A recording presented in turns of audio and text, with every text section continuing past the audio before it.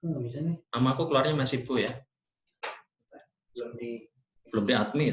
Nah, partisipan masih satu. Siapa? Henry Topman.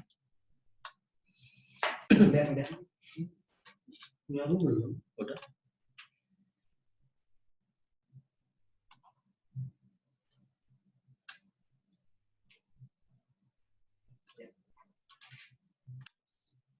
Oh, enggak.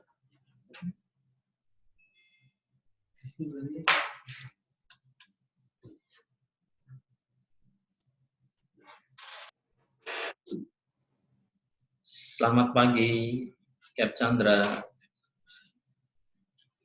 Selamat pagi, Cap Chandra. Apa kabar?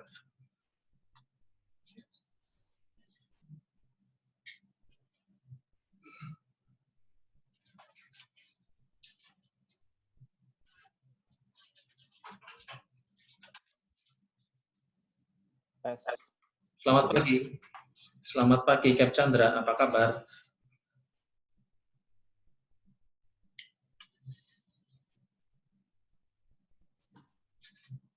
Halo. Ya, selamat pagi, Cap Chandra. Apa kabar, Cap? Pagi-pagi. Apa kabar? Baik. Sehat semuanya. Sehat. Aduh. Gimana kabar? Cerah banget pagi ini ya. Wih, cerah. Habis meeting COVID juga sama kantor kan? Oh, Jadi iya. setiap Senin COVID HR. Dengan HR, dengan BOD, BOC, sama semua kepala cabang. Jadi ada komisaris, BOC, terus ada juga HR, semua direktur kumpul jadi satu setiap Senin. Membahas masalah COVID dan sharing session sebetulnya. Oke, baik. Ya. Bagus. Oh ya. Kembali ke pertanyaan yang itu ya tadi kita buat simulasi aja ya. Tapi jangan ya, Cap, nanti ini aja langsung aja ngalir aja. Kita udah mulai ada yang pada datang. Oh, oke. Boleh. Nanti kalau mau saya WhatsApp aja nanti di sini. Ya, boleh. Ya. Oke. Kita standby dulu ya berarti ya. Ya, aku lagi nyiapin live-nya di YouTube ini. Oh ya udah. Aku standby atau tak matiin dulu atau gimana? Nggak apa-apa, sambil baca-baca WA, baca-baca email boleh. Standby aja, standby. Standby di Oke. close dulu juga nggak apa-apa, Cap, no problem. Oke. Thank you. Oke. Nanti bisa di call ke saya atau gimana ya? Bisa. Standby. Nanti aku panggil ya, suaranya kedengeran nggak? Kedengeran sih. Aku kan standby. Jadi aku Ya, matiin jam 11 meeting. Ya, jam 11 persis kita running ya. Oke, boleh. Nah, kita kan masih ada kurang 13. Kalau bisa 12 jangan menit keluar lah. sih kalau bisa. Kalau bisa jangan ke mana-mana, kamar mandi dulu boleh sih. Aku juga kamar mandi dulu. Oke. Sip, aku di sini aja lah. Nah, tapi aku leave June ya berarti ya. Nanti telepon aja ya, gitu ya. Oke, ya. Oke, boleh. Thank you. Aku cuma cek aja bisa masuk nggak, kalau udah masuk ini nggak apa-apa. Ya. Mengalir aja, Cap. Itu ini ya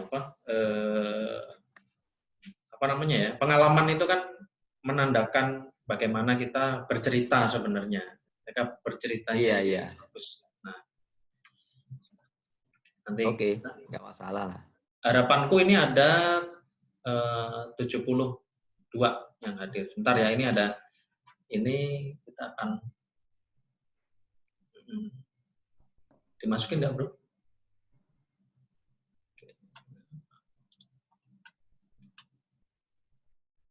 Ada Pak Koko. Selamat pagi, Kapten Koko. Terima kasih sudah hadir dan menjadi peserta di sesi kedua webinar ini. Terima kasih atas kehadirannya Kapten Koko. Kemudian terima kasih atas kehadirannya Pak Harlin. Terima kasih atas kehadirannya rekan-rekan yang lain. Selamat pagi dan kita akan memulai nanti tepat pukul 11.00 dan harapan kita adalah untuk memberikan sharing yang terbaik. Oke. Saat ini kita juga sudah live di YouTube dengan channel MySipku. Kita akan coba live stream selama kurang lebih 1 jam di YouTube juga ada di sana. Kemudian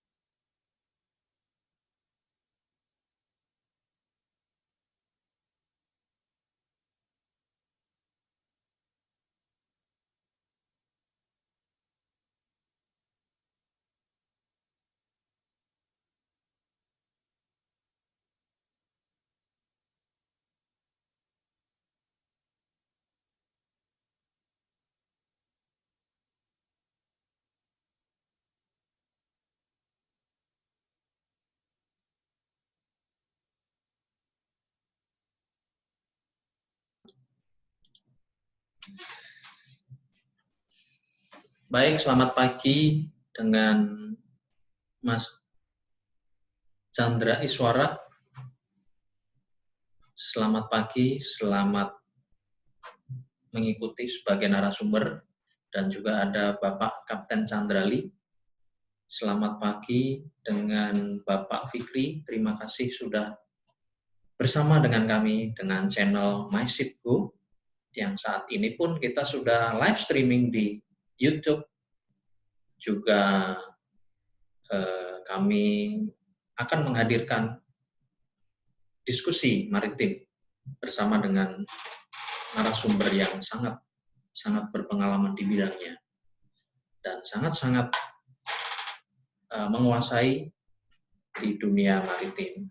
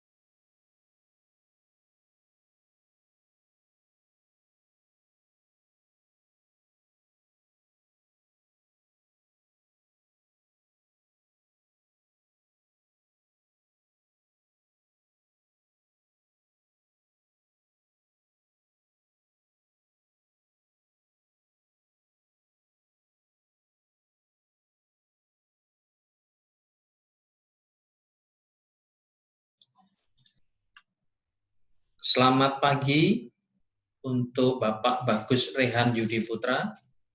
Selamat bergabung di channel kami di MySipco Webinar series kedua. Juga kami live streaming di YouTube, bisa disaksikan di sana. Juga kami menghadirkan dua narasumber yang sangat luar biasa, mempunyai pengalaman di masing-masing bidangnya, dan kita nanti akan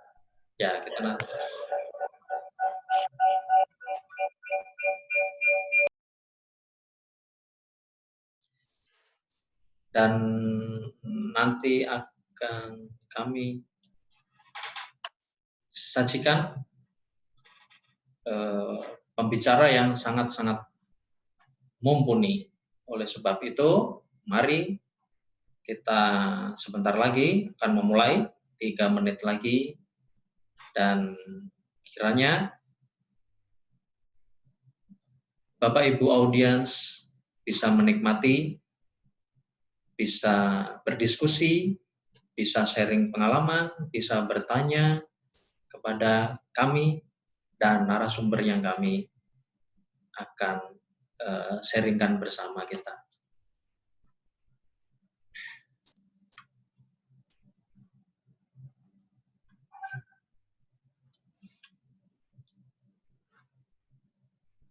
Selamat datang Bapak Yandri Susanto. Terima kasih atas kehadirannya bersama kami di channel MySipco. MySipco channel maritim, kita berdiskusi bersama di webinar series 2 ini, yang kemudian kita akan bersama dengan narasumber kita. Apa kabar Bapak Yandri Susanto? Apa kabar Bapak Bagus Rehan? Kiranya selalu sehat di pagi hari ini. Dengan situasi yang seperti ini, kita pasti harus selalu menjaga kesehatan dan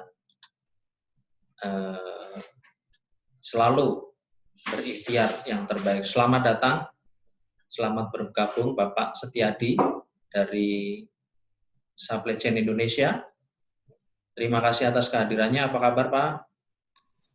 Terima kasih Pak. Terima kasih udah diundang untuk join.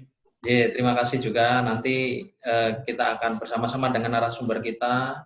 Juga senantiasa kita akan berbagi pengalaman, termasuk dari pengalaman Bapak di dunia supply chain. Saat ini kita bersama-sama dengan rekan-rekan kita, bersama-sama dengan peserta yang lain untuk kita mulai nanti tepat pukul 11. Demikian Pak Setiadi, terima kasih. Baik Pak, terima kasih.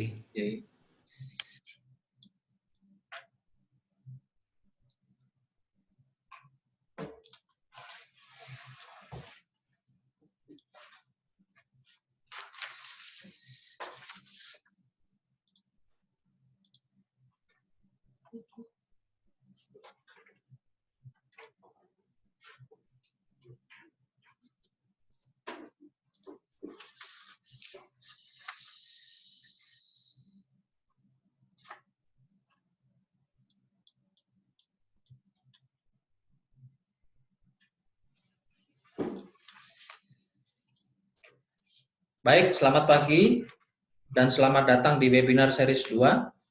Kita akan mulai pagi ini. Saya Doni Nugroho sebagai moderator pada diskusi pagi hari ini dengan tema manfaat asuransi kesehatan dalam badai pandemi COVID-19 di dunia maritim. Topik hari ini kita bahas tentang permasalahan COVID-19 yang sedang dihadapi dunia saat ini, terutama di sektor maritim. Dan COVID-19 ini ternyata menimbulkan masalah dan tantangan besar bagi seluruh stakeholder yang ada di dunia maritim, termasuk ships owner dan kru, atau kita lebih kenal dengan namanya anak buah kapal. Salah satu solusi dalam menghadapi COVID-19 ini adalah asuransi kesehatan. Apa manfaat asuransi kesehatan untuk dunia maritim terlebih menghadapi pandemi COVID-19 ini? Karena memang coverage itu harus ada. Contohnya adalah salah satunya melalui BPJS.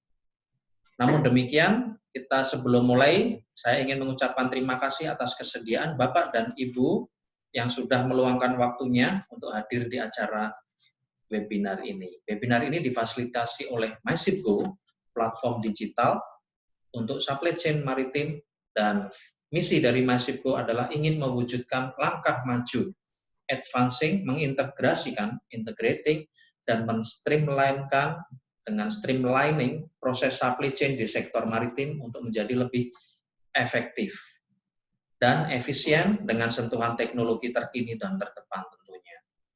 Narasumber webinar kali ini adalah Kapten Chandrali, SEMR, dan Bapak Chandra Iswara Gautama. Beliau adalah duo Chandra yang masing-masing punya silang pengalaman. Silang pengalaman itu seperti apa, Bapak Ibu? Silang pengalaman adalah Kapten Chandrali pernah di insurance, dan saat ini beliau berpengalaman di pelayaran. Begitu juga dengan Bapak Chandra Iswara, sebelumnya seorang pelaut yang saat ini menjadi agency director dari Prudential. Nah, itulah kenapa saya sebut sebagai duo Chandra yang syarat dengan pengalaman, karena masing-masing mempunyai silang pengalaman, dan itu melengkapi.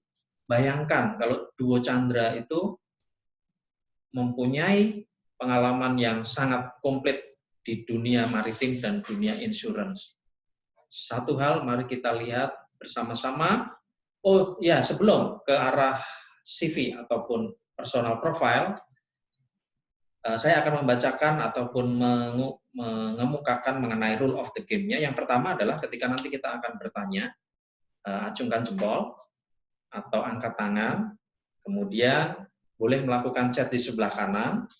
Kemudian selain itu ada satu sertifikat yang Bapak Ibu nanti akan kami bagikan, yaitu dengan cara kirimkan email ke info@myshipgo.com dengan format nama lengkap Bapak Ibu, kemudian nomor telepon Bapak Ibu, beserta dengan alamat emailnya.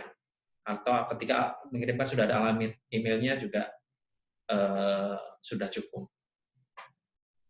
Saya ungkapkan kembali selamat datang kepada Bapak Ibu yang sudah hadir, Bapak Adam Ristiawan, Ibu Anissa Kartikasari, Kapten Munawir, terima kasih, Bapak Dwi Nur, kemudian Ibu Evi Nur Safitri, dan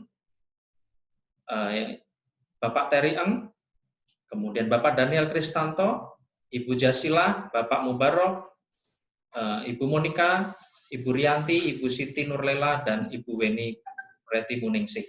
Selamat datang. Baik, saya akan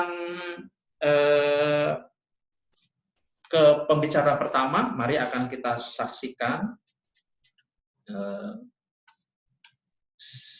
personal profile dari pembicara pertama, yaitu Kapten Chandrali.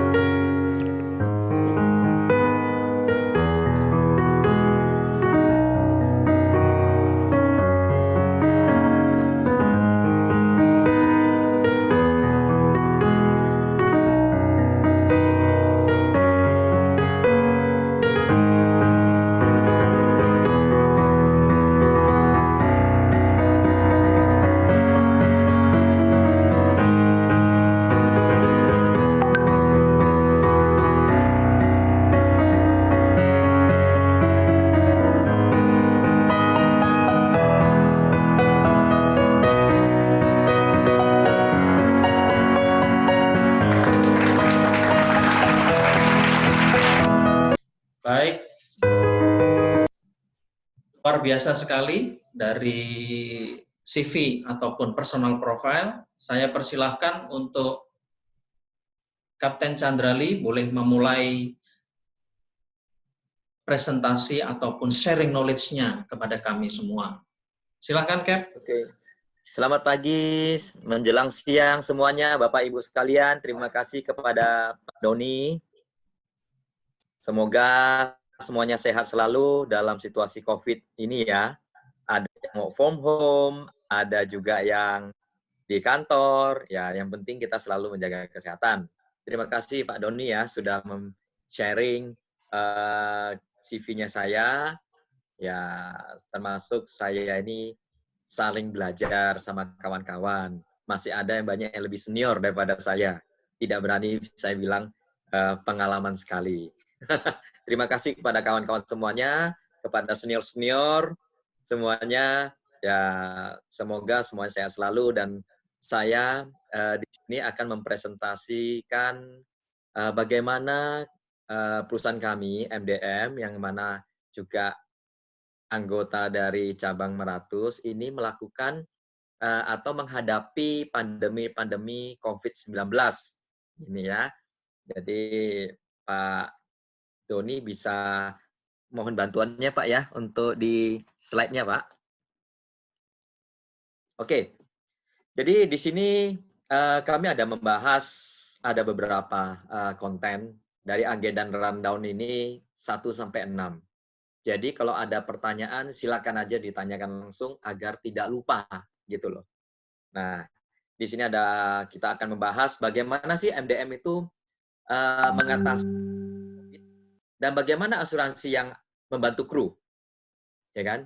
Dan juga dalam situasi yang pandemi begini, bagaimana perusahaan MDM kita mencari solusi dengan terdampaknya krisis pandemi ini, ya kan? Betul. Terus udah tentu efeknya ada di kapal atau di operation dan komersial kita.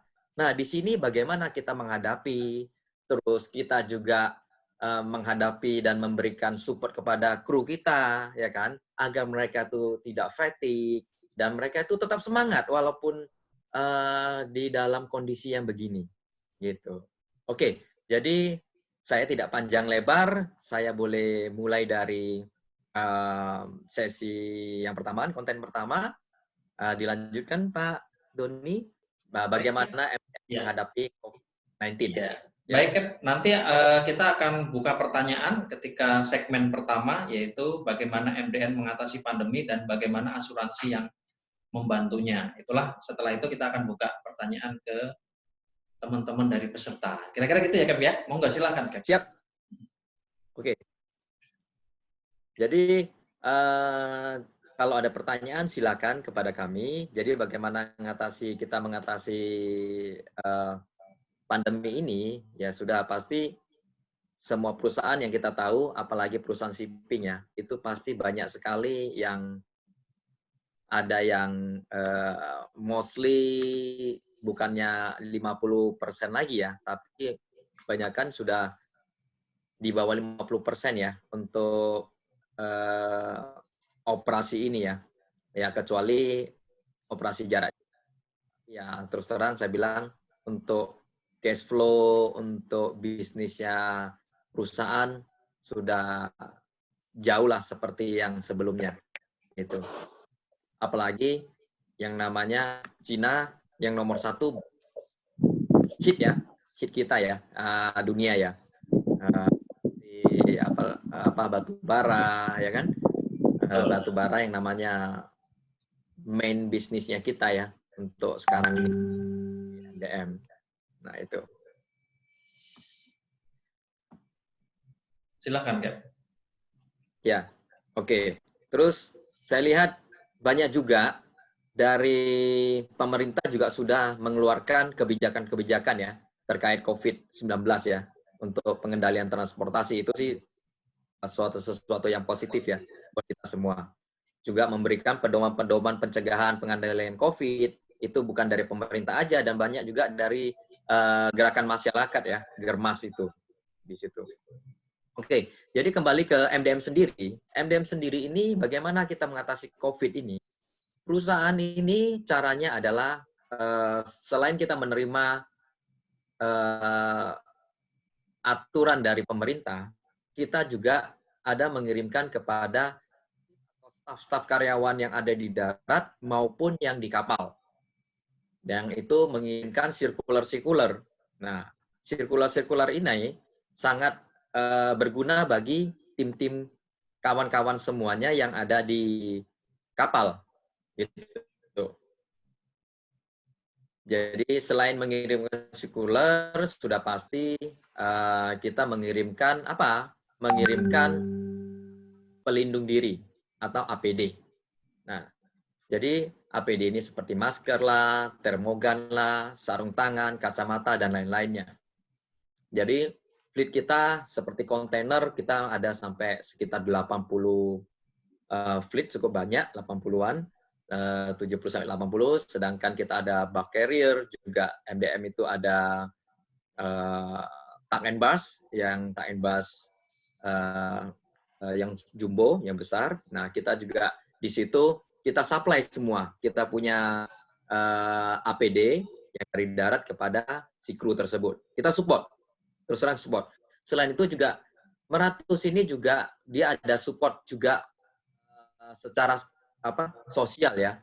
Sosial itu maksudnya kita itu mengirimkan membuat gratis ongkir sebetulnya dari Meratus. Jadi dalam pandemi COVID begini, si Meratus sendiri juga itu ada mengirimkan APD ke rute-rute lain. Dia memberikan gratis ongkir. Ya, support pemerintah lah gitu ya. Oke. Back to business lagi. Kita juga ada support atau memberikan tempat pencucian tangan atau hand wash station ke kapal-kapal. Dan juga kadang mereka berinisiatif atau kreatif sendiri, si kru sendiri, membuat hand station. Jadi begitu mereka buat hand station, mereka memberikan video kepada kita, dan cara pakainya. Bagus, mereka sangat kreatif. Terus kita juga mengirimkan disinfektan, kuman, kepada kru-kru, agar selalu dilakukan pembersihan dan kita membuat campaign kepada mereka. Dan juga kita memberikan informasi kepada si master untuk membuat master standing order, yang mana si master tersebut akan membuat aturan yang tidak jauh dari aturan dari perusahaan kita kepada kru untuk pencegahan COVID ini bagaimana. Yang keenam adalah Nakoda atau Mualim 1 selalu melakukan pengecekan suhu pagi dan petang kepada semua kru setiap hari, dan juga kepada visitor. Semuanya ada visitor yang datang, kita ngecek juga. Suatu sebelum masuk dia ngecek, dan kita ada namanya menyemprot. Jadi mereka pakai semprot yang biasa dipakai sama Sopep itu. Jadi mereka pakai semprot juga, tapi yang mana safe untuk tubuh manusia. Biasa kita campurnya adalah Dettol. Jadi bukan pembasmi kuman nih. Pembasmi kuman kan itu bagus buat badan manusia ya. Tapi kalau untuk manusia, kita ada semprotnya adalah dengan Dettol. Yang mana kita seperti kita Dettol yang obat itu, yang ada komposisinya dicampur ke air, dan nanti kita semprot itu by manual. Sekeliling 360 derajat sampai atas sampai bawah semuanya ke visitor, dan kita kumpulkan satu tempat, satu orang masuk dan untuk ketemu kapten atau officer. Nah, setelah itu di dalam kondisi gini juga kita juga harus melakukan latihan atau drill di setiap fleet kita. Buat apa? Memang belum terjadi ya, tetapi kita akan mengantisipasi jika hal tersebut terjadi, maka kesiapan dari kru dan staf atau karyawan darat apakah sudah siap? Apakah sudah mereka menyiapkan seperti tandu, menyiapkan ambulans? Siapa yang harus mereka kontak? Siapa aja seperti rumah sakit mana saja yang mereka harus kontak yang sudah bekerja sama kita akan menangani COVID ini. Nah, jadi itulah beberapa cara dari kami MDM Meratus menghadapi pandemi COVID-19 ini. Nah, mungkin yang dari satu sesi ini yang bisa kami sajikan dari MDM adalah beberapa ini ya, cara-caranya kita Oke. Betul. Jika ada pertanyaan di sini, silakan bisa ditanyakan atau memberikan input. Kami sangat thank you ya. Jadi silakan. Baik. Nah, yang kedua, mungkin yang pertama ada yang mau tanya dulu atau gimana?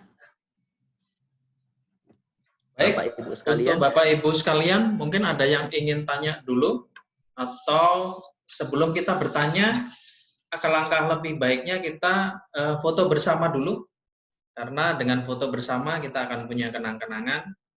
Mari kita open untuk video kita masing-masing, kita foto bersama dulu sebelum kita bertanya.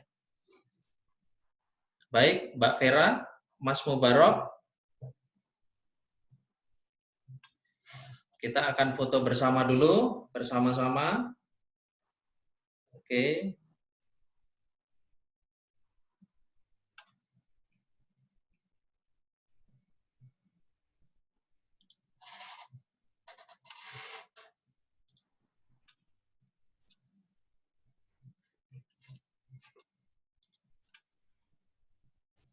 Oke.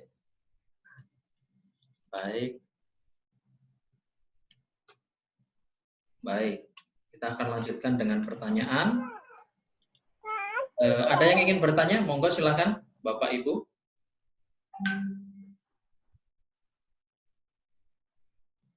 Ada pertanyaan kah kira-kira untuk mengenai bagaimana Meratus menghadapi pandemi? Jika ada, mungkin kawan-kawan boleh mencatatnya dulu ya, sambil saya presentasi ke next slide mungkin ya. Baik, akan saya masuk ke slide berikutnya ya, Kap ya. Oke. Ya. Oke.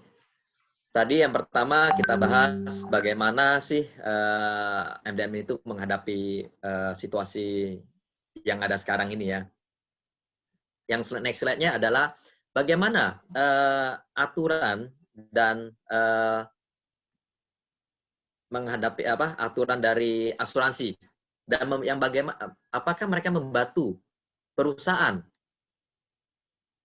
juga membantu kru dalam situasi yang begini. Nah, sebetulnya untuk kru ini kita dan saya sendiri sudah cek and cross check dengan pihak asuransi maupun tim crewing kami, yaitu kru kita memiliki asuransi untuk di kapal. Jadi jawabannya adalah ada. Kita mempunyai 2 asuransi sebetulnya di dalam Meratus ini MDM. Kita memiliki asuransi P&I untuk kru, juga kita ada asuransi BPJS. Nah, di dalam asuransi P&I ini itu paling penting untuk kita perusahaan kapal harus melihat, kan banyak itu di P&I itu ada klausul-klausul yang ada yang mana itu seperti tailor-made ya, tailor-made yang P&I itu. Bisa dilihat di P&I itu di klausul P&I 1.2.2. Nah, klausul P&I 1.2.2 ini ada namanya additional expenses brought about the outbreak of infection disease on board the vessel or ashore. Jadi di dalam klausul tersebut kita tahu bahwa COVID dapat dikategorikan sebagai outbreak of infection disease. Oleh karena itu, jadi seluruh biaya yang dikeluarkan terkait COVID-19 ini akan dijamin oleh polis ini, P&I ini. Jadi pemilik kapal itu ya tidak perlu khawatir akan kerugian finansial tersebut ya yang terjadi. Jadi di sini ini semua sudah tercover sama P&I. Jadi kalau P&I ini sudah tercover, kita punya semuanya di Indonesia. BPJS ini yang dari pemerintah juga dia sudah bilang bahwa pengobatan bagi mereka yang ada terkena atau infeksi virus ini akan ditanggung oleh pemerintah. Ya kan? Nah, jadi biaya ini juga sudah ditanggung sama pemerintah lah. Jadi kita juga seperti tidak perlu khawatir lagi, mau pribadi maupun perusahaan. Jika ada tagihan-tagihan itu akan ditagihkan kepada pasien. Nah, di sini kalau ada tagihan atau kecuali tambahan yang tidak ditanggung pemerintah, maka MDM sendiri sudah mempunyai kita mempunyai policy sendiri yang mana nanti perusahaan. Jadi kru itu kita sangat hargai. Karena apa? Kru itu adalah tombak kami. Itu nggak mungkin kita meninggalkannya. Gimana pun kita dari perusahaan pasti nomor satu adalah kita akan menanggung biaya-biaya tersebut ya. Jika ada biaya di luar daripada oleh asuransi atau BPJS begitu. Nah, ini yang bisa saya informasikan kepada kawan-kawan sekalian. Mungkin jika ada pertanyaan, silakan ditanya. Jika belum, mungkin bisa di notebook. Gitu. Baik, sepertinya ada yang mau bertanya dulu, Cap. Sebentar, Cap. Ya, Oke, silakan. Oke, ini ada satu penanya dari, sebentar. Oke, sebentar ya. Ada satu pertanyaan dari Bapak Setiadi. Bagaimana protokol penanganan kargo yang diangkut untuk mengantisipasi penyebaran wabah? Karena memang kita perlu memahami bahwa maritim sangat berhubungan dengan kargo yang kita muat.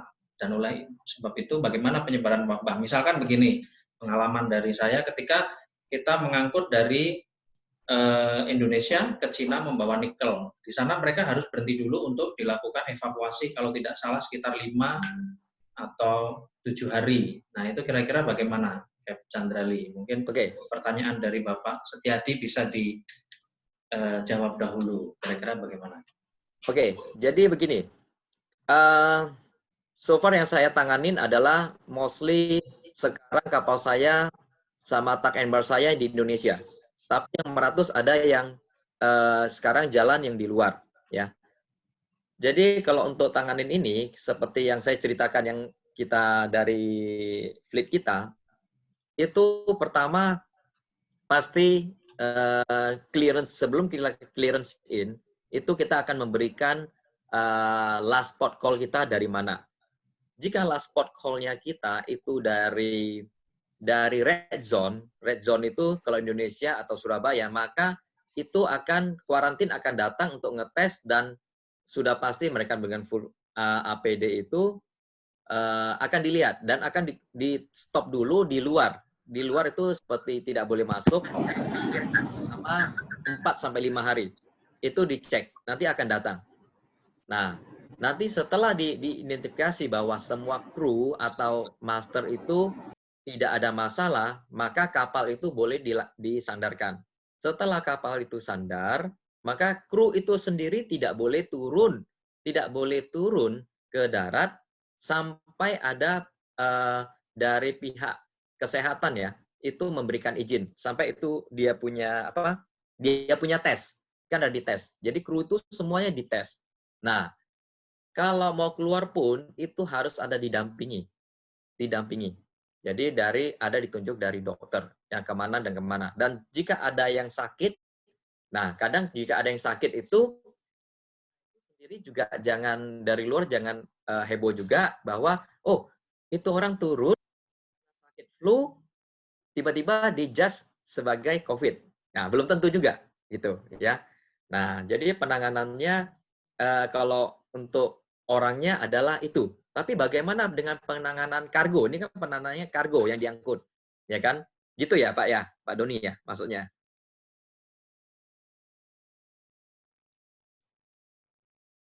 Pak Doni atau Pak Setiadi. Jadi manusianya atau krunya adalah penanganan itu. Tapi kalau untuk penanganan kargo itu ya tidak ada masalah sendiri karena kargo itu ditanganin itu biasanya dengan kren. Jadi itu tidak ada masalah sama sekali. Cuman manusianya aja yang kita aware. Halo, apa bisa dengar Pak Doni? Ya, baik Cap. Eh, jadi protokol penanganan kargo yang diangkut. Nah, itu pertanyaannya. Oke, protokol kargo yang diangkut itu bagi kita so far untuk mining ya. Untuk kita mining sekarang tidak ada masalah sama sekali ya. So far masih oke, berjalan dengan lancar. Cuman kalau yang saya tahu di shore side mereka ada membuat sip-sipan. Tapi untuk bongkaran kita kan memakai kren. Ada kalau semuanya nikel nih, kan mereka pakai kren kan, kren darat. Ya. Itu enggak masalah gitu loh. Oke, Dan baik. Baik, yang lainnya Pak. sih enggak masalah. Cuma manusianya aja yang kita khawatir. Baik, sangat perhatian terhadap manusianya, Cap ya. Jadi nomor satu Ya. adalah kesehatan dan safety dari manusia. Baik, Bapak Setiadi, apakah sudah terjawab pertanyaan dari Bapak? Sudah cukup, Pak Chandra. Terima kasih infonya. Terima kasih Pak Setiadi. Baik, kemudian dari Kapten Munawir dan Bapak Purkon Lubis yang bertanya mungkin bisa dibuka speakernya untuk Kapten Munawir. Ya, selamat siang Pak Doni. Selamat siang Pak Doni. Selamat siang Pak. Apa kabar, Cap? Dan juga selamat siang kepada audiens semua. Terima kasih, saya sudah mendengarkan apa yang disampaikan oleh rekan kita Kapten Chandrali. Dan ini sangat bermanfaat khususnya untuk kita yang berkecimpung di dunia maritime ya. Saya ingin bertanya sedikit saja ke Kapten Chandra terkait dengan mungkin agak sedikit deviasi ya dari siap, mari. Apa itu asuransi tadi. Maksud saya adalah seberapa jauh dampak dari COVID-19 ini terkait dengan operasional MDM 100 dibandingkan dengan kondisi normal sebelumnya, sebelum terjadi COVID-19. Maksud saya operasionalnya itu turun sampai berapa persen, dan tindakan-tindakan apakah yang sudah diambil oleh manajemen ataupun akan diambil oleh manajemen seandainya COVID-19 ini akan berlangsung lebih lama daripada apa yang kita estimasikan selama ini dari beberapa para pengamat, di mana COVID-19 ini estimasinya sekiranya tahun ini bulan September ataupun Oktober itu bisa kembali mulai normal dunia usaha maritim. Nah, kalau andainya COVID-19 ini berlangsung lebih lama daripada itu, maksud saya apakah tindakan manajemen yang akan diambil untuk agar kita punya operasional, kita punya perusahaan bisa tetap survive. Terima kasih, itu saja Kapten Lee yang saya sampaikan. Mudah-mudahan semuanya bisa saling tukar-menukar pengalaman kita. Terima kasih. Satu lagi pertanyaan dari Bapak Purkon Lubis. Silakan Pak Purkon.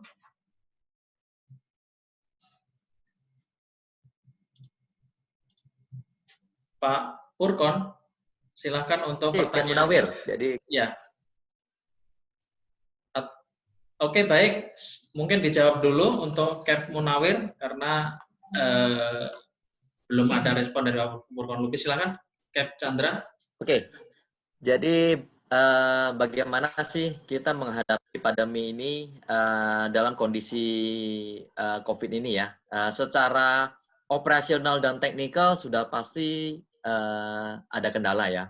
Yang mana biasanya kita cerita operasional teknikal dulu.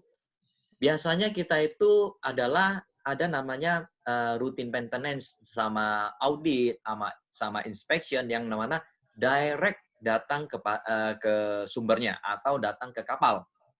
Nah, jadi ini sudah terjadi juga dan sebelumnya pun untungnya sebelumnya kita sudah lakukan namanya long distance inspection. Kita udah coba. Yang waktu dulu kita mau coba juga dengan sistem drone atau apa, pakai video. Tapi karena kita tidak bisa, belum dilakukan, maka kita lakukannya adalah dengan sistem Microsoft Teams yang bisa video, yang seperti Zoom, tapi itu bisa merekod semua dan bisa presentasi di dalam Microsoft Teams System namanya. Nah, jadi untuk operation technical ini seperti traveling ban ini sangat berpengaruh ya tadinya ya. Nah, tapi sekarang kita harus biasakan bagaimana adalah kita tetap coaching krunya dan tetap memotivasi kru bahwa keselamatan ini sama operasi ini yang di lapangan adalah yang ujung tombaknya, bukan cuma kita gitu. Jadi mereka pun harus menjaga dari operasional dan teknikal ini agar tetap berjalan ya.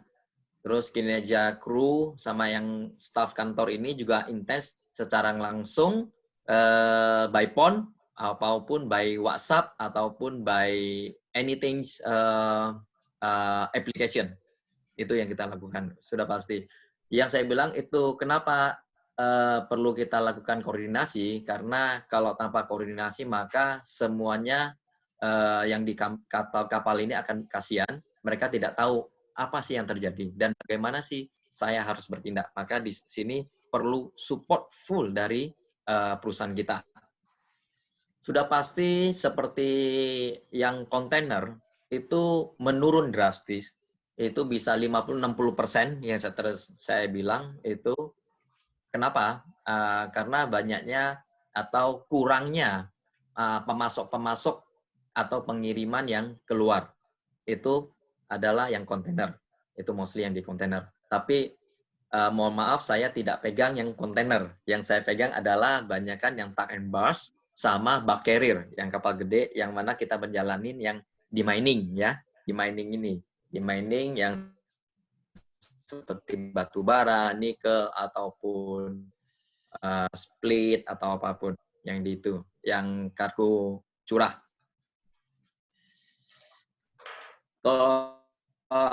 Kalau di batu bara sendiri penurunannya yes, tetapi tidak signifikan karena ada split tentu kurang, tetapi tidak signifikan sekali. Ada kurang, tapi nanti akan dilakukan adalah ditinjau kembali setelah 3-6 bulan. Nah, bagaimana solusinya? Ini kan yang tadi Bapak Kapten Munawir nanya, solusinya. Sudah pasti kita diberikan waktu jeda untuk mencari solusi yang lain. Seperti kita pasti mencari selain bisnis dari tambang batu bara sekarang. Jadi kita udah mengalihkan ke tempat lain. 3 bulan sebelumnya kita sudah coba jalanin dari Desember kemarin, Januari, begitu kena efek itu saya sendiri juga diskusi dengan timnya saya, bagaimana kita menghadapi bisnis ini jika ini berlangsung hingga 1 tahun. Maka dari itulah kita sudah mengantisipasi dari tim NDM sendiri. Nah, kita sekarang itu ada menjalani seperti nikel, bisnis yang di luar daripada itu, juga seperti kita support pemerintah untuk seperti tol laut yang kita supply atau pembangunan, seperti pasir, atau mengirimkan beberapa barang ke luar negeri, seperti ke Vietnam, seperti Filipina, kemana. Nah, jadi kita sudah mencari beberapa opsi, dan masih tetap mencoba. Sekarang mostly fleet kita ada 50-60% masih di batu bara, yang 40% di tempat lain. 10% saya akan rotasi untuk mencari bisnis lain. Itu yang bisa kita buat agar semua fleet bisa masih berjalan dengan baik. Nah, so far alhamdulillah puji Tuhan kita masih bisa jalankan bisnis dengan baik dan fleet kita semua masih jalan. Amin. Thank you. Baik, terima kasih Cap Chandrali. Pak Munawir, apakah sudah puas dengan jawaban Cap Chandrali mengenai solusi yang diberikan ataupun solusi yang diseringkan? Oke, Terima kasih Pak Doni, terima kasih Pak Chandrali atas apa yang telah disampaikan. Jadi sangat bagus kalau di sektor batubara, katakanlah tadi sudah mencari terobosan-terobosan lain, karena di sektor mining production juga terimbas dengan adanya COVID-19 ini, di mana kita sekarang harga fuel turun sekitar sampai 30%, dari 36 menjadi 20 per barel, kemudian tidak lepas ke harga batubara juga. Sekarang kita yang production mining di sini pun benar-benar wait and see. Production untuk hari ini sudah diskedulkan dari beberapa bulan yang lalu. Sekarang banyak mining yang menumpuk barangnya dan tidak bisa keluar karena harganya begitu drop dari estimasi sebelumnya. Baik. Terima kasih. Kalau Pak Chandra, rupanya di sektor mining belum begitu terpengaruh. Ternyata di sektor kebutuhan pokok komunitas Baik.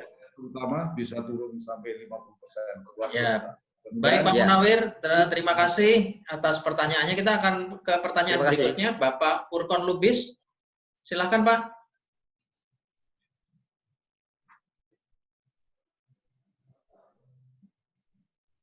Bapak Purkon Lubis, mungkin bisa di-open pertanyaannya, silakan.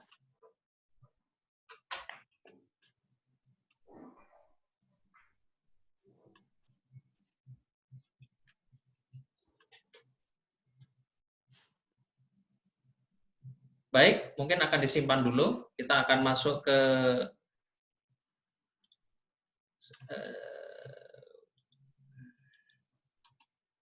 presentasi berikutnya.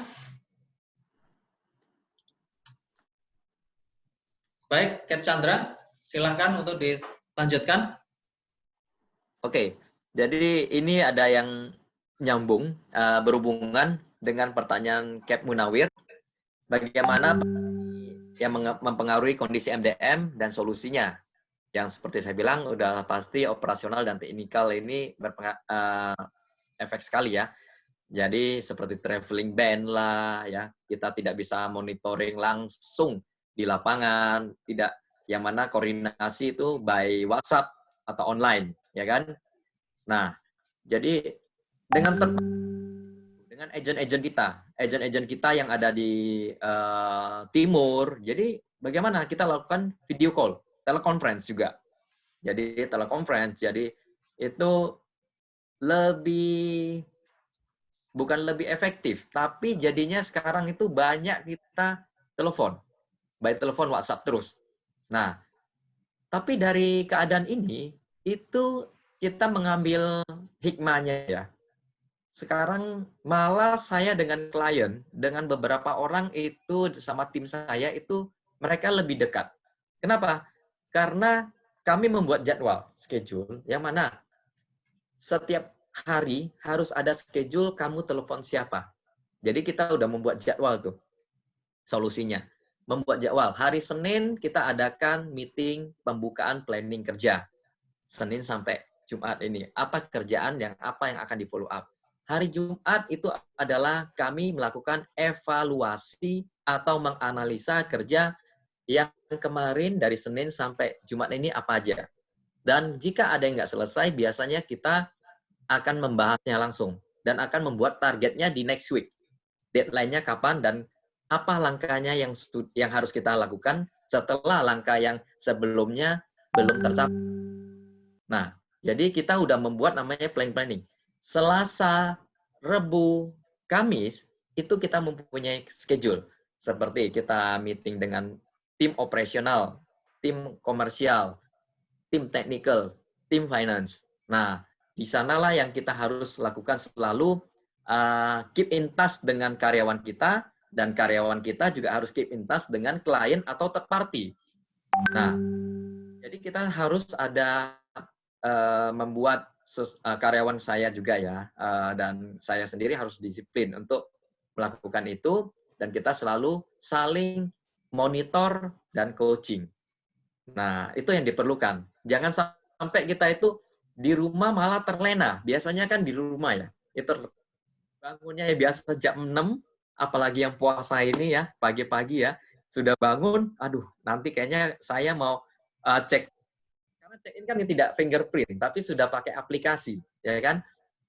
Jadi habis puasa, kawan-kawan ini kadang ketiduran. Bangunnya itu pas saya konteks, meeting ya, jam 8.30. Duh, pas di hidupnya tiduran lagi. Oke. Jadi di situ tapi kita terus ya update sama kawan-kawan gitu loh. Jadi itu positifnya menjadi kita dekat sama mereka walaupun jauh ya, tapi merasa dekat gitu. Baik, Cap. Ini Jadi mungkin kita pakai kita of team. ya mungkin kita tanya lagi, apakah ada pertanyaan lagi kira-kira? Silakan.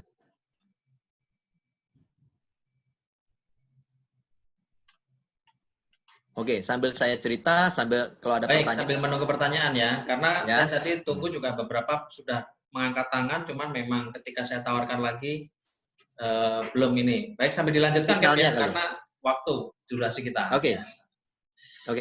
Mudah-mudahan sih dalam waktu-waktu dekat ini bisnis sudah mulai agak bagus. Mudah-mudahan, kita nggak tahu. Karena menurut berita di Cina ini yang sudah memasuki masa pemulihan akan mencabut status lockdown di Wuhan 3 April, kalau nggak salah 2020, yang saya kutip dari beberapa sumber ya yang ada di internet dan saya baca-baca, dan kawan saya juga ada di Shanghai, saya ngobrol bagaimana, ya katanya sudah, apalagi ini udah sesi kedua, pelajari. Nah, mudah-mudahan sih mulai membaik, tapi ya Indonesia tetap harus aware. Kalau untuk tambang sendiri saya bilang ada, cuman nggak banyak lah, gitu ya. Baik, kita lanjutkan jadi satu ini Cap. Seperti Kapten Munawar bilang juga perusahaan tambang ya harus memberhentikan produksi ya, Cap ya, gitu ya. Baik. Jadi ya kita harus siap-siap lah di Indonesia cari bisnis yang selain itu, batu bara. Ya, silakan Mbak Doni. Baik, nanya. Mungkin sebelum ke ini ada pertanyaan dulu, break dulu.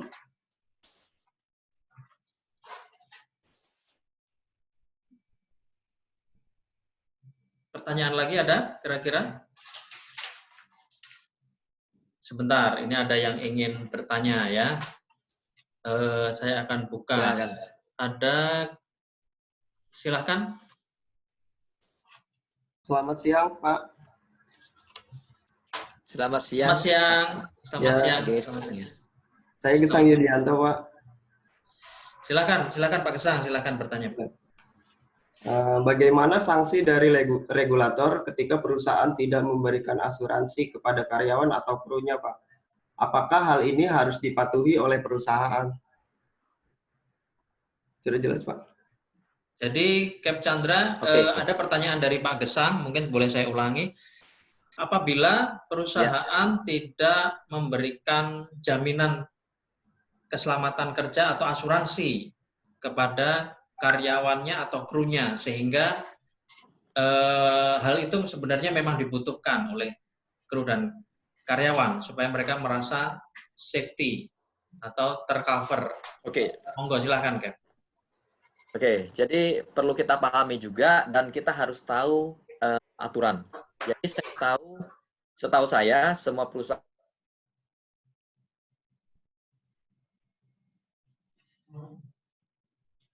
Baik, akan saya ulang sedikit. Sudah ada. Ya, silakan. Halo? Ya, silakan. Jadi di sini di pasal di BPJS, peraturan BPJS, di pasal 17 ayat 1 dan 2 itu sudah menyatakan bahwa pemberi kerja ini adalah perusahaan. Jika tidak melaksanakan anjuran pemerintah tentang BPJS kesehatan, maka akan dikenakan sanksi administratif. Itu ada 3. 1, pertama mereka akan lakukan adalah teguran tertulis. Yang kedua, denda. Yang ketiga, perusahaan tersebut tidak dapat pelayanan publik. Nah, jadi teguran tertulis itu biasanya mereka akan layangkan dan memberikan waktu sekitar 10 hari itu. Kalau nggak salah sekitar gitu. Lihat apakah si perusahaan tersebut dia follow up atau tidak. Kalau enggak, maka dia akan lakukan denda. Nah, kalau denda itu berapa? Itu bisa ditemukan di pasal 55 Undang-Undang BPJS, Pak. Betul. Ya, itu si pemberi kerja atau perusahaan yang melanggar ketentuan tersebut itu akan kena denda pidana penjara selama paling lama ya 8 tahun atau pidana sebanyak 1 miliar. Ya. Cukup berat. Jadi Betul. saya rasa perusahaan juga tidak akan mau melakukan itu ya. Tapi kalau ada perusahaan yang melakukan itu atau mungkin nggak tahu, jadi perusahaan harus aware. Bisa ditemukan di pasal 55 Undang-Undang BPJS. Nah, tapi kalau peraturannya sendiri itu ada pasal 17 ayat 1 dan 2 sanksi administratifnya. Nah, teguran tertulis, denda, sama pelayanan publik itu semua ada di pasal tersebut di bawah. Baik, Nah, terima jadi, kasih. Ya, perlu dipahami sama perusahaan gitu. betul. Terima kasih, Pak.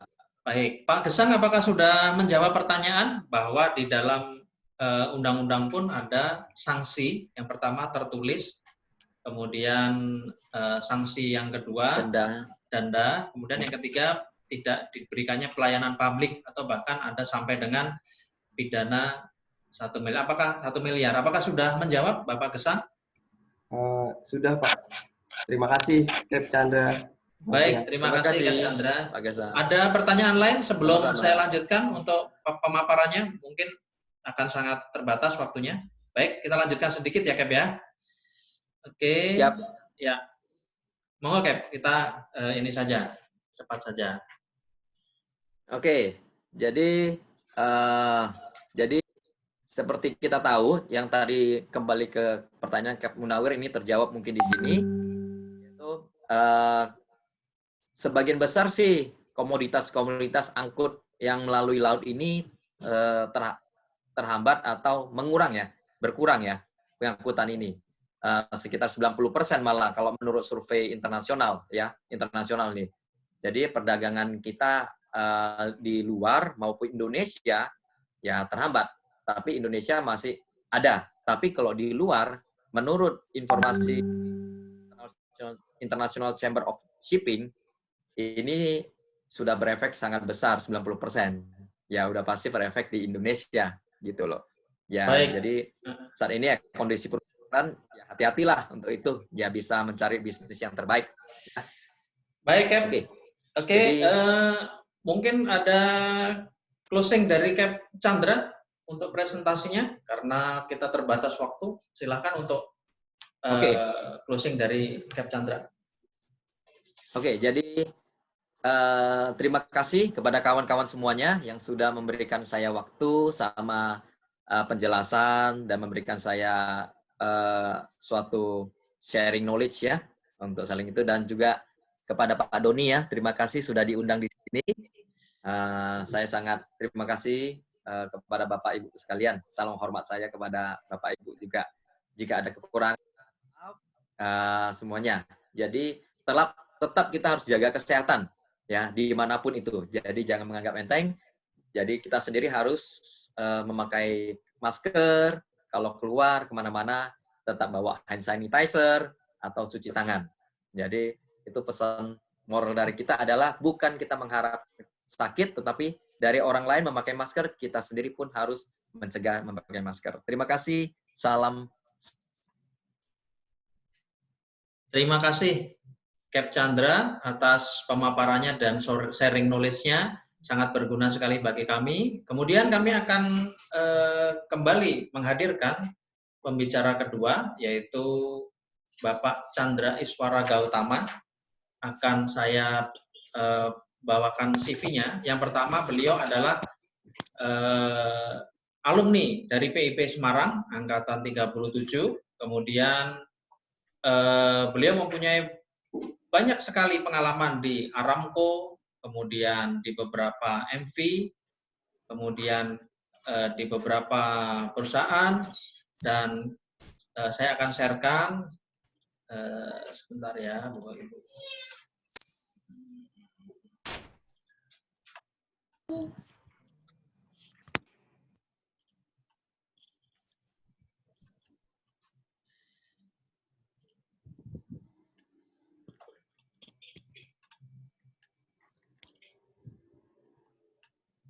Oke. Eh,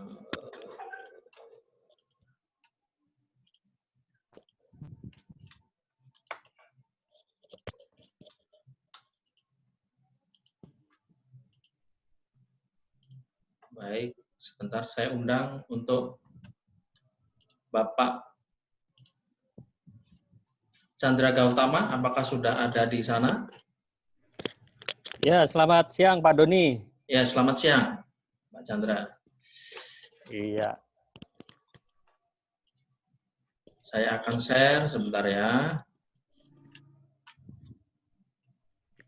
Suara saya jelas ya? Baik, terdengar dengan baik.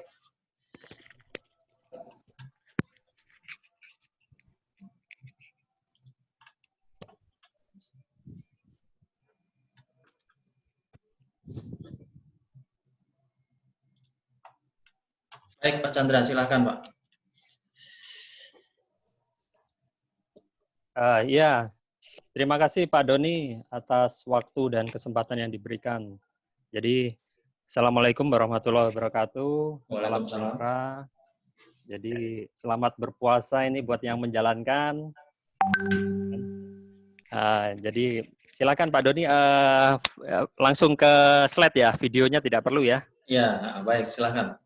Oke, jadi perkenalkan saya nama Chandra Iswara Gautama. Jadi saya lahir 8 Februari 1983. Saya di Kediri lahirnya, terus singkat cerita saya melanjutkan bangku kuliah di PIP Semarang. Dulu namanya BPLP Pak Doni. Lalu angkatan saya yang benar tadi bukan 37 tapi 38. Oke, Saya masuk tahun 2001, lulus 2005. Akhir 2005 saya lulus, langsung melanjutkan ke berlayar di Atco Marine. Kebetulan operasinya di Saudi, ya kan. Lalu setelah saya finish kontrak, saya dapat tawaran untuk tes manajemen trainee di Arpeni tahun 2007, ya kan. Tahun 2007 itu ya alhamdulillah saya diterima, akhirnya berkarir mulai. Jadi saya sudah berhenti di darat itu sejak 2007 sampai dengan 2013. Jadi di Arpeni ya kurang lebih sama dengan pembicara Captain Donili tadi, sempat menghandle batu bara juga, tuck and bus, kapal curah, floating crane gitu. 2013 persimpangan jalan karena batu bara turun, saya berpikir kalau saya mulai dengan bidang yang baru bagaimana di saat pada saat turun itu ya udah saya coba. 2013 itu akhirnya saya masuk ke industri yang benar-benar baru yaitu industri asuransi.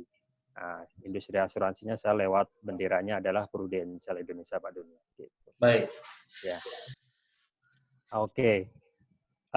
Baiklah untuk memperefisien waktu, jadi kita mulai dengan judulnya tadi ya, pentingnya asuransi kesehatan karena kru kapal di tengah pandemi COVID-19 ini. Jadi secara garis besar, asuransi ini ada asuransi umum dan juga ada asuransi jiwa.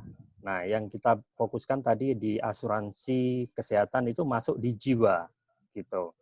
Nah, tradisional ini adalah asuransi yang tidak ada basis investasinya, alias uangnya nanti akan hangus di akhir kepesertaan. Lalu untuk unit link ini adalah yang dikaitkan dengan investasi, kayak begitu. Nah, asuransi baik tradisional maupun unit link ini sebenarnya ada yang bisa diambil lewat badan usaha seperti CV, PT, firma, koperasi bahkan, yayasan juga boleh. Terus ada juga yang individu, kayak begitu. Nah, individu ini biasanya dibeli oleh kliennya langsung, seperti kru kapal langsung atau untuk keluarganya kayak begitu. Ya. Nah, berikutnya Jadi next dulu, Pak. Jadi secara garis besar asuransi itu ada dua manfaat. Jadi pertama adalah manfaat dasar dan manfaat tambahan. Manfaat dasar itu khusus berbicara tentang meninggal dunia saja atau total permanent disability, cacat tetap total gitu. Nah, ada juga manfaat tambahan. Nah, manfaat tambahan ini secara garis besar ada 5 ini. Nah, pertama juga ada manfaat meninggal juga. Yang kedua adalah manfaat kecelakaan. Jadi apabila ada kecelakaan kerja atau di luar kerja, itu bisa tercover gitu dengan santunan khusus di luar biaya pengobatan. Nah, yang ketiga juga ada manfaat sakit kritis. Sakit kritis ini mengganti biaya secara lamsam. Misalkan dia uang pertanggungannya 1 miliar sakit kritis. Ketika terdiagnosa salah satu dari kondisi kritis, contoh misalkan stroke, kanker, dan sebagainya, langsung uang pertanggungan 1 miliar itu diberikan kepada tertanggung. Gitu. Nah, berikutnya juga ada manfaat pembebasan premi. Jadi, jika terkena kondisi kritis tersebut, premi yang setiap bulan dia bayarkan, dia setorkan, tentunya itu akan dibayar oleh pihak asuransi. Karena bisa jadi setelah kondisi kritis seperti stroke atau penyakit-penyakit yang memaksa tidak bisa bekerja normal kembali, dia tentunya akan tidak dapat penghasilan. Nah, oleh karena itu manfaat asuransi pembebasan premi ini, dia akan bisa mengcover manfaat asuransi sampai dia usia hidupnya sampai kapan kayak begitu, Pak. Nah, selanjutnya adalah manfaat kesehatan. Nah, manfaat kesehatan yang sedang akan kita bahas ini memang benar-benar pure mengganti biaya perawatan mulai dari masuk rumah sakit, mulai dari awal sampai dia keluar dari rumah sakit, ya kan? Atau ada biaya pre-inap ataupun post-inap kayak begitu, ya kan? Nah, oke, Pak, silakan next.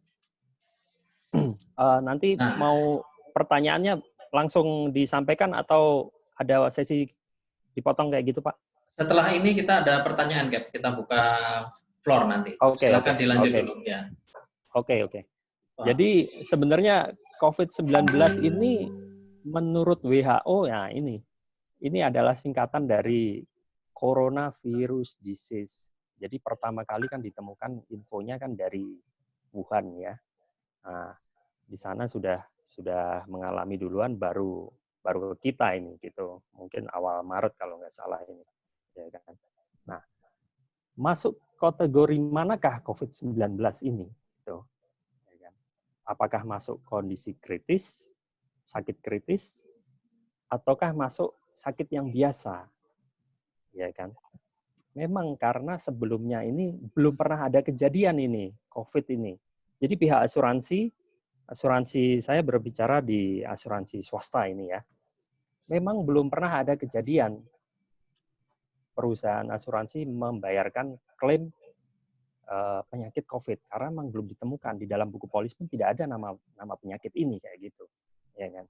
Nah, jawabannya adalah walaupun tidak ada sekalian slide Pak Doni, walaupun tidak ada klausul yang menyatakan secara spesifik bahwa COVID-19 masuk di pertanggungan, namun semenjak dinyatakan sebagai pandemi, beberapa asuransi swasta mereka tetap menyatakan cover kayak gitu, ya kan. Jadi COVID-19 ini kan perawatannya kan harus melalui rawat inap. Nah, rawat inap inilah yang nantinya masuk di dalam ketentuan polis. Jadi klausul kesehatan itu adalah rawat inap per hari, dia akan dapat jaminan kamar yang tipe berapa, harga dokter sekali kunjungan berapa, terus obat yang dia pakai juga obat apa. Nah, itu masuk kayak gitu. Jadi akhirnya dia masuk di dalam ketentuan polis rawat inap. Ya kan? Nah, akan tetapi juga ada kelebihannya, misalkan dia sampai harus dirawat di ICU, ya kan? Dirawat di ICU itu ada ketentuan di pasal sakit kritis atau riders manfaat tambahan sakit kritis, dia akan bisa tercover, Pak. Kayak gitu. Jadi berapa hari di ICU, nah itu sudah bisa dikategorikan ke dalam sakit kritis, santunan sakit kritis, uang pertanggungannya akan bisa keluar kayak gitu. Dengan catatan dia memiliki klausul kondisi sakit kritis, gitu, ya kan? Oke, Pak. Next. Nah, selanjutnya bagaimana peran perusahaan asuransi dalam menangani pandemi COVID-19 ini? Jadi kita sudah ada data bahwa perusahaan asuransi yang terdaftar di Asosiasi Asuransi Jiwa Indonesia, mereka kurang lebih sudah ada 60 perusahaan swasta yang mengcover efek dari COVID-19, walaupun sudah dinyatakan pandemi oleh pemerintah, kayak gitu. Ya kan? Nah, juga ada beberapa asuransi yang memberikan tambahan khusus, Pak. Gitu. Jadi rekan-rekan juga mungkin ada sebagian yang sudah melihat di berita, mungkin di detik.com, di surkabar lainnya. Jadi contoh misalkan ada rapid test gratis, jadi bentuk CSR dari perusahaan, mereka menyediakan, misalkan di tempat saya ada 50.000 ini rapid test gratis, yaitu di Jakarta maupun di Surabaya, ya kan. Nah, juga ada asuransi gratis yang apabila positif kena COVID, ada santunan 1 juta, walaupun dia tidak punya manfaat kesehatan, ya kan. Nah, juga ada beberapa juga kelebihan-kelebihan lain, manfaat lain. Ada masa tunggu yang kita biasanya kalau baru punya polis dikenakan masa tunggu untuk sakit 30 hari gitu. Nah, dengan adanya pandemi ini klausul itu sudah dikeluarkan. Jadi tanpa masa tunggu, begitu hari ini punya, misalnya 2 hari nggak minta, misalkan terjadi resiko positif COVID, dia udah bisa dapat manfaat yang sesuai ketentuan tadi gitu, ya kan. Nah, mungkin ada pertanyaan, Pak, sebelum saya Baik, lanjut. sebelum dilanjutkan ada pertanyaan dari peserta mengenai peran asuransi terhadap dunia maritim dan peran asuransi terhadap COVID-19 dalam mengatasi COVID-19. Bagaimana kira-kira? Silakan, ada yang ingin bertanya.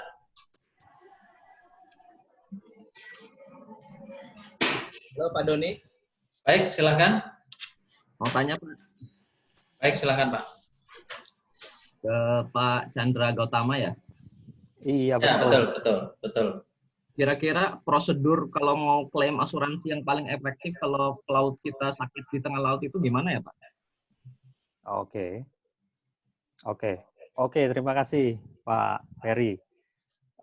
Jadi sejauh ini untuk asuransi yang swasta, gitu kan, misalkan mereka punya ya dari perusahaan ya, atau mereka punya pribadi ya, coverage-nya asuransi swasta yang seperti kami ini, dia mulai dari pintu rumah sakit, Pak.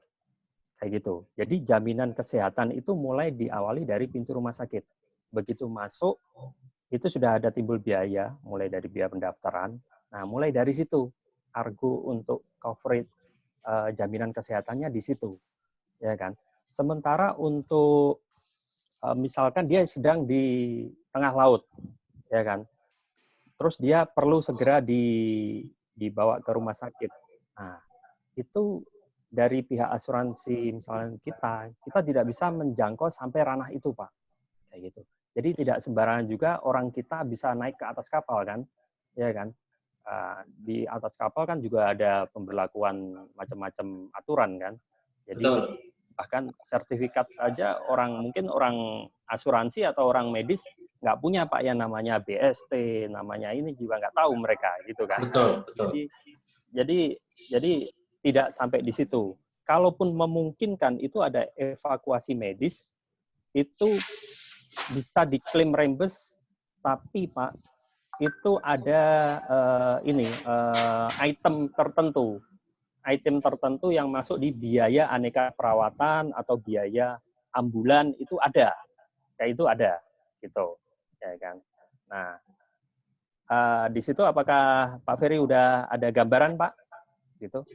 Kira-kira bagaimana? Apakah sudah menjawab pertanyaan Pak Ferry? Berarti sebenarnya prinsipnya sama kayak yang di darat ya, jadi tetap di charge itu waktu di pintu rumah sakit gitu ya Pak ya. Cuma ada beberapa hal yang bisa di reimburse gitu ya. Iya betul. Sesuai kesepakatan polisnya gitu ya Pak. Iya, jadi misalkan dia dijemput pakai ambulan, itu ambulannya sudah bisa tercover sebenarnya. Itu. Oke. Ambulan. Gitu. Baik. Sudah terjawab Pak Ferry, terima kasih. Baik, ada pertanyaan lain yang ingin ditanyakan kepada Pak Chandra Iswara Gautama? Baik, silakan. Ada Bapak Endan mau bertanya. Ya, terima kasih Pak Doni. Selamat siang Pak Chandra. Siang Pak Endan. Ya, siang Pak. Izin mau nanya nih, gimana sih Pak cara pemilihan premi atau berapa premi yang sesuai untuk karyawan atau kru sehingga tidak membebani kru itu sendiri atau tidak membebani perusahaan? Oke. Terima kasih Pak Chandra. Baik, terima kasih Pak Endan. Silahkan Pak Chandra, berapa nilai yang kira-kira sesuai untuk kru ataupun karyawan sehingga mereka tercover dengan aman dan merasa lebih nyaman dalam bekerja? Silahkan Pak Chandra. Ya, makasih Pak Endan. Jadi berbicara tentang premi sebenarnya itu terdapat fleksibilitas atau menyesuaikan dengan budget masing-masing ya, gitu. Mau premi yang murah tentunya dapat jaminannya juga mungkin yang tidak sesuai dengan premi yang lain gitu, ya kan. Jadi sebagai gambaran, kalau dulu itu saya di Arpen itu saya ingat itu waktu saya masih jabatan supervisor itu ada prosentasenya. Prosentasenya itu adalah 0,5 sampai 0,1 dari penghasilan tahunan kita budgetkan untuk asuransi pekerja itu gitu, ya kan. Nah, itu dari sisi perusahaan. Nah, misalkan dari sisi perencanaan keuangan itu kan mengatur juga berapa alokasi ideal untuk premi kita ya. Misalkan kita tidak lewat perusahaan, kita misalkan mau ambil sendiri, itu sekitaran 10%, Pak. Jadi penghasilan kita misalkan dalam setahun misalkan 300 juta, ya kan, itu bisa kita kalikan 10% kan 30 dibagi 12. Jadi ada 2,5 juta per bulan, itu bisa kita alokasikan untuk proteksi kita. Nah, proteksi kita yang mau kita ambil itu nanti fleksibel, Pak. Misalkan Bapak sudah punya jaminan dari perusahaan, misalkan ada perusahaan provide BPJS dan asuransi swasta, nah Bapak bisa ambil klausul lain yang tidak bersinggungan dengan manfaat yang sudah ada. Kayak begitu. Jadi misalkan manfaat kondisi kritis, saya sejauh ini sih jarang ada perusahaan memberikan manfaat kondisi kritis ataupun manfaat uang pertanggungan meninggal. Itu mungkin tidak signifikan dibandingkan dengan potensi penghasilan yang dia miliki selama dia masa produktif kayak gitu, Pak. Ya. Baik. Ya, mungkin ada gambaran. Terima kasih.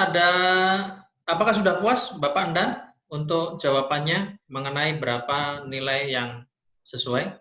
Sudah menjawab? Ya, baik, Pak Doni, terima kasih Pak Chandra atas jawabannya. Ya, sama-sama Pak. Baik, ada yang ingin bertanya lagi dari beberapa peserta? Silakan.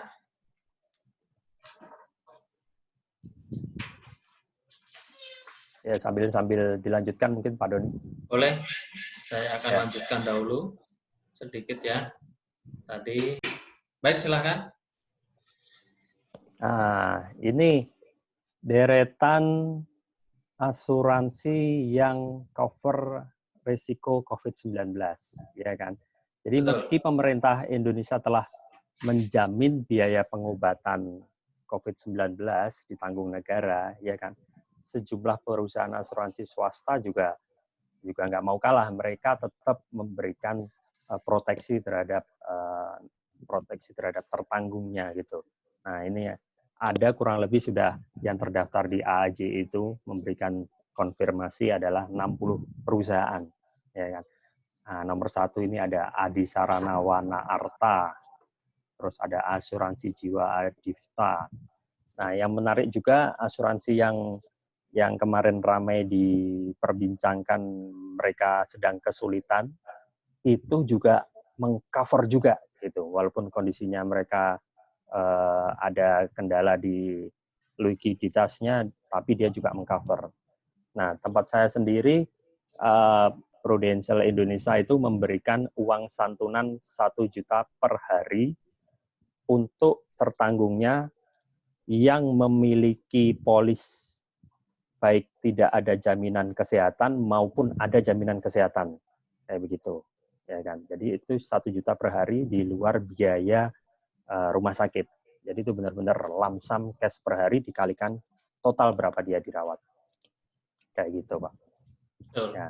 Berikutnya, jadi Prudential Indonesia tetap memberikan pertanggungan walaupun COVID-19 sudah ditetapkan sebagai pandemi. Jadi ini tidak ada di dalam ketentuan polis, namun mereka bisa dilihat di websitenya atau di media, mereka sudah mendeklar bahwa itu di cover kayak begitu, ya kan. Bahkan inisiatif ini sejak awal sebelum COVID masuk Indonesia, Prudential sudah memberikan inisiatif ini, Pak, kayak gitu. Ya kan? Baik. Juga ada media-media, ini ada media Next, ada media Detik, ada media ini Investor Daily, ya kan. Jadi Prudential Indonesia bekerja sama dengan Halodoc sediakan 50.000 rapid test COVID-19 gratis, ya kan. Nah juga bisnis.com, Prudential bayarkan 95 klaim akibat virus corona. Dan juga yang tadi saya sempat infokan, terinfeksi virus corona, Prudential Indonesia berikan manfaat tunai 1 juta per hari. Gitu. Ya kan?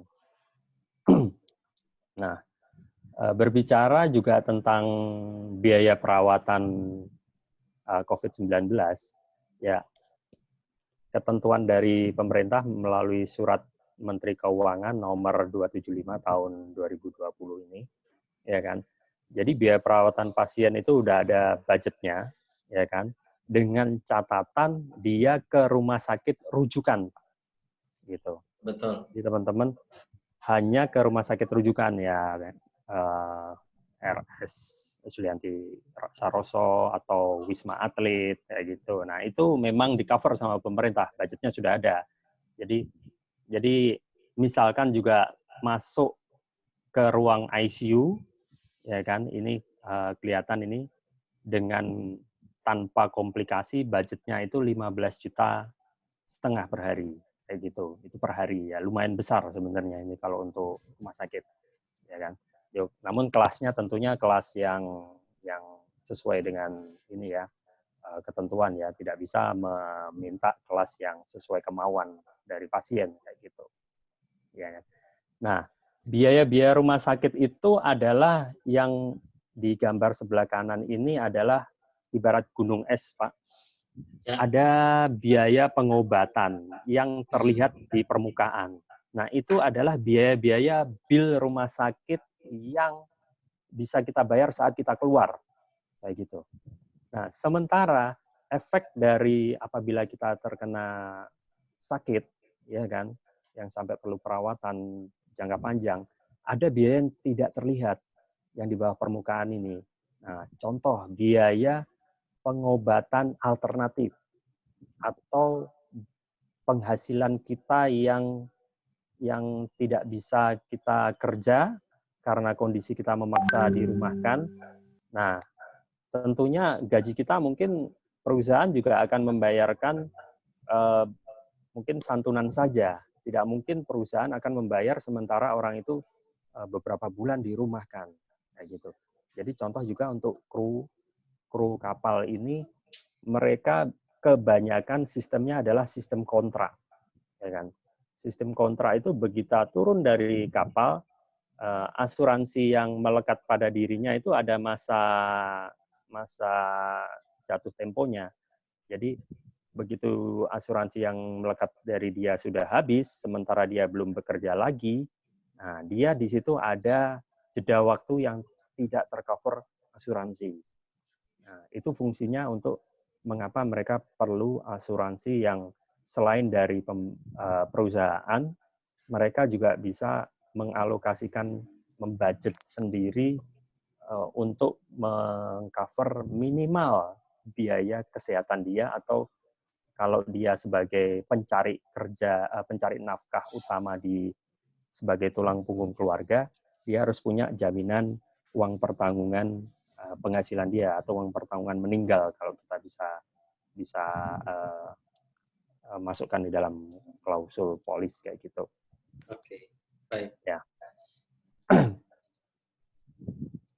Nah, berikutnya ini adalah saya ada contoh klaim, ya kan. Nah, ini contoh klaim yang sempat kita sudah bereskan. Jadi ini dirawat di rumah sakit swasta, ya kan. Tentunya kelasnya kan tidak seperti yang rujukan. Jadi bebas memilih kelas yang dia minta.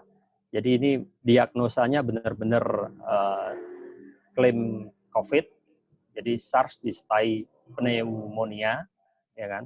Usia masih 34 tahun, selama 14 hari dia dirawat, total biaya perawatannya itu 77 juta sekian, ya kan.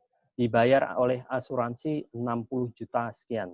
Jadi udah lebih dari 70% sendiri dibayar. Nah, sementara ada selisih biaya dibayar oleh pasien. Selisih biaya ini adalah selisih kamar perawatan yang jatahnya dia naik kelas kayak begitu, ya kan. Namun itu bisa diatasi dengan ada santunan 1 juta per hari yang tadi di awal saya sampaikan kayak gitu. Ya, mungkin rekan-rekan juga tadi bisa ini ingat-ingat ya. Nah, ini sejauh ini per 30 April kemarin saya dapat informasi sudah ada total 153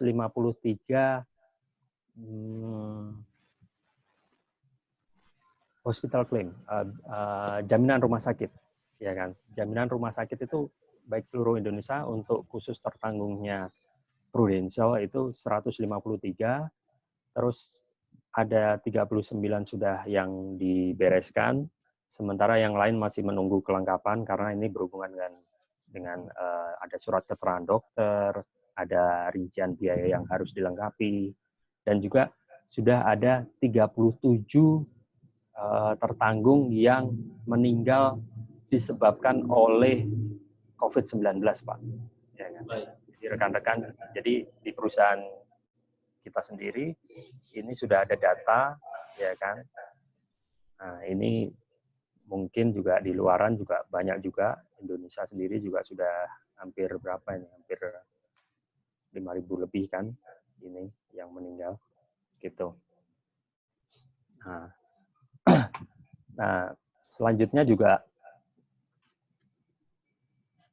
ini seiring berjalannya waktu sejak saya berkecimpung di bidang asuransi ini dari 2013 sampai 2020 ini, total di tim saya dan baik saya sendiri atau tim-tim saya itu sudah ada kurang lebih 600 klien ya kan, itu tersebar di Indonesia maupun ada beberapa yang di luar negeri, ya kan. Contoh bulan April kemarin saya berhasil untuk membantu salah seorang dari mereka. Jadi ini ada klaim yang di cover, ya kan, klaim sakit kritis dan klaim meninggal dunia. Total waktu terkena sakit itu biaya perawatan rumah sakitnya 71 juta. Lalu ternyata ini ternyata tidak ada uang santunan duka untuk ahli waris atau keluarga itu 317 juta. Jadi total hampir 500 juta ini, hampir setengah miliar uang pertanggungan yang diberikan kepada ahli waris. Jadi benar-benar untuk seorang pencari nafkah itu kan mereka menjadi tulang punggung. Jadi kru itu kebanyakan kan juga mereka anak istrinya, keluarganya di rumah, semua bergantung pada dia gitu. Sementara dia sendiri resiko di lapangan, resiko di luaran sangat besar gitu. Jadi begitu terjadi resiko sama dia, ada sebagian santunan yang diberikan oleh perusahaan tentunya. Nah, kalau dia punya asuransi swasta sendiri juga dia akan dapat sendiri. Dan juga apabila perusahaan punya tambahan seperti asuransi meninggal, uang pertanggungan ini akan masuk ke perusahaan, ya kan? Tidak bisa langsung ke ahli waris karena polis ini kontraknya misalkan dengan perusahaan, jadi antara asuransi dengan perusahaan lah nanti yang akan memberikan tertanggung. Jadi benar-benar moment of truth-nya ini, jadi perusahaan akan dapat, ya kan, dapat uang pertanggungan. Nah, berapa yang akan diberikan kepada ahli waris itu sebenarnya tergantung dari kebijakan masing-masing perusahaan, kayak gitu. Baik, Pak Chandra, mungkin ada pertanyaan. Tadi saya lihat ada Kapten Koko mau bertanya. Tadi sudah menunjukkan tangan sedikit, Kapten Koko.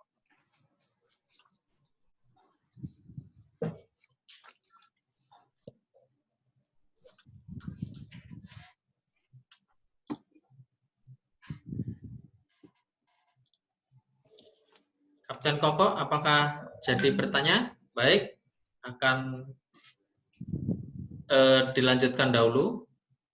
Untuk ada pertanyaan dari Kapten Munawir tadi, mungkin silakan.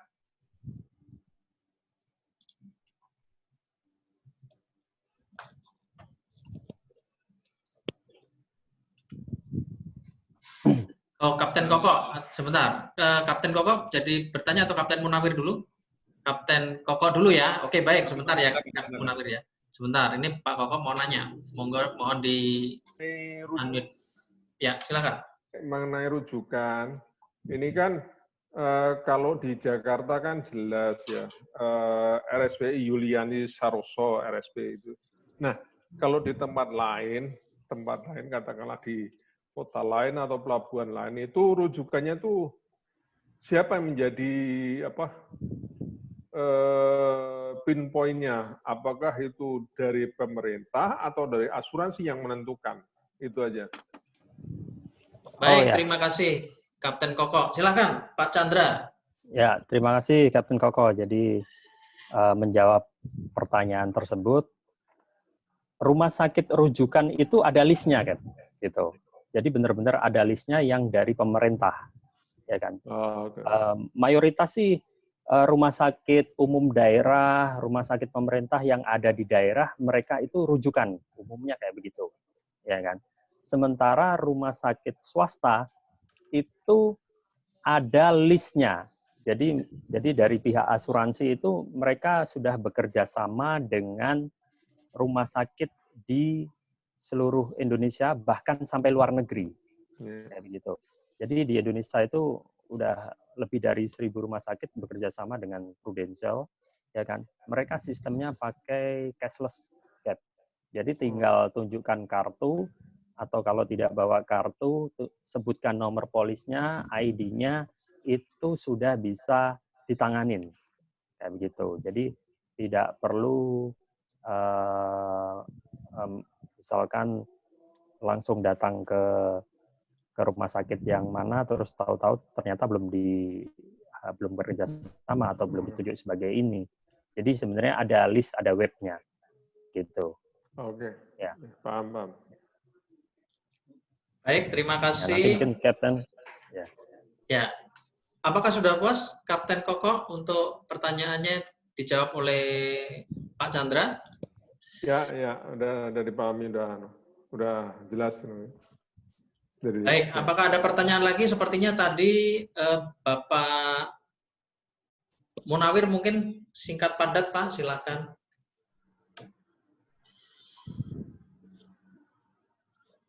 Chandra, atas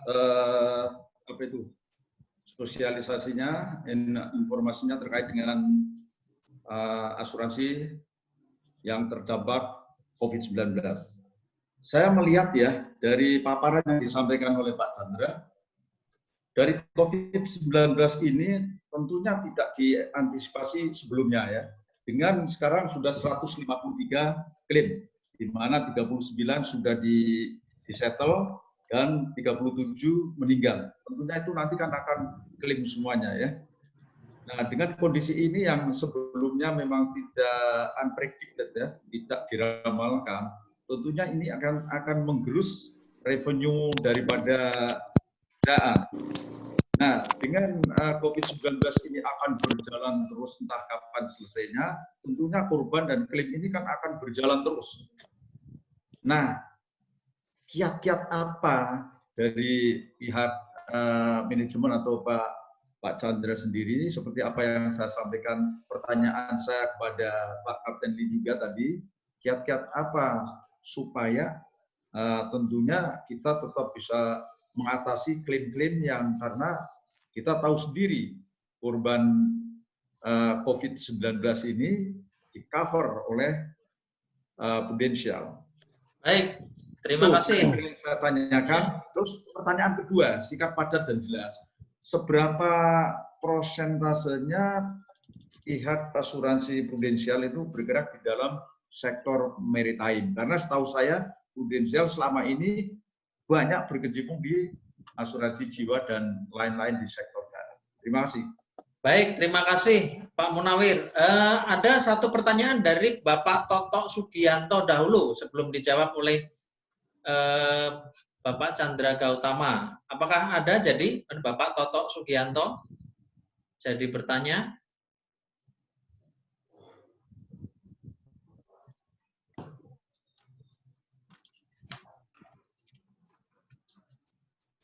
Baik, silakan Pak Toto Sugianto. Yang tadi sudah ini nggak jadi. Baik, ada pertanyaan lain untuk Bapak Jati Kusumo. Apakah ada pertanyaan? Sepertinya tadi sudah menunjukkan jempolnya.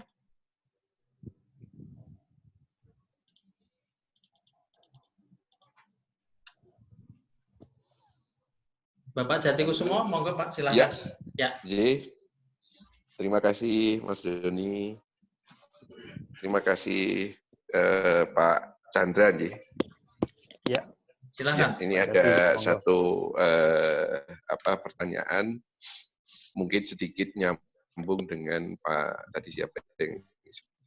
Munawir ya. Kondisi sekarang ini kan ya memang betul dalam saat pandemi ini itu asuransi itu penting sekali gitu ya buat ABK atau kru. Namun di sisi lain kan buat perusahaan atau shipping company ini kan memang kondisi ini membuat kesulitan cash flow. Nah, kira-kira bagaimana solusinya? Itu saja. Terima kasih banyak Mas Den. Baik, jadi akan saya ulang sedikit Pak Chandra dari pertanyaan Pak Jati Kusumo. Saat pandemi COVID-19 ini asuransi kesehatan penting bagi ABK. Namun di sisi lain banyak perusahaan pelayaran yang kesulitan cash flow. Bagaimana solusinya? Apakah ada kemudahan misalkan cicilan atau keringanan premi? Nah, itulah yang menjadi salah satu pertimbangan ketika perusahaan harus memberikan asuransinya. Salah satunya adalah solusi pembiayaannya. Bagaimana Pak Chandra? Ada ini nggak kira-kira? Ya. Selain dari Oke, mungkin dirangkum pertanyaan dari Pak Jati Kusumo dan Pak Munawir, kita rangkum jadi satu. Baik, silakan. Ya. Makasih Pak Munawir sama Pak Jati. Jadi seiring banyaknya korban ya COVID ini dan tidak tahu sampai kapan ini. Ada yang bilang sampai akhir tahun, ada yang mungkin berapa bulan lagi, ya kan. Nah, pihak asuransi tentunya untuk menghadapi resiko, dia sudah punya yang namanya perhitungan, Pak, gitu ya. Jadi klaim yang berapa dia sudah perkirakan itu ada rumus deret hitungnya ya. Asuransi itu asuransi bilangan besar. Sebenarnya kalau 150 atau cuma 1000 itu masih dalam cakupan asuransi, ya kan. Nah, di samping itu misalkan salah satu perusahaan misalkan dari Prudential itu dalam membackup tertanggungnya dia tidak sendirian, Pak, gitu. Dia punya yang namanya reasuransi, kayak gitu. Jadi reas dia di belakang itu banyak. Seperti contoh kalau di Indonesia itu Maskapai Indonesia, Swiss Reas, itu dia mengreaskan sebagian preminya itu juga masuk ke mereka. Kayak begitu. Jadi begitu ada klaim yang besar, dia nggak tanggung sendirian. Ada persentase yang dia bisa klaim itu range-nya berapa, ada yang sisanya kalau dia nggak mampu, dia lempar ke reas. Kayak begitu, Pak. Ya kan? Nah, itu jawaban pertama. Gitu. Terus pertanyaan yang kedua, persentase Prudential untuk maritim, nah, sejauh ini boleh dibilang kalau Prudential itu memang spesifik ke asuransi jiwanya, ya kan.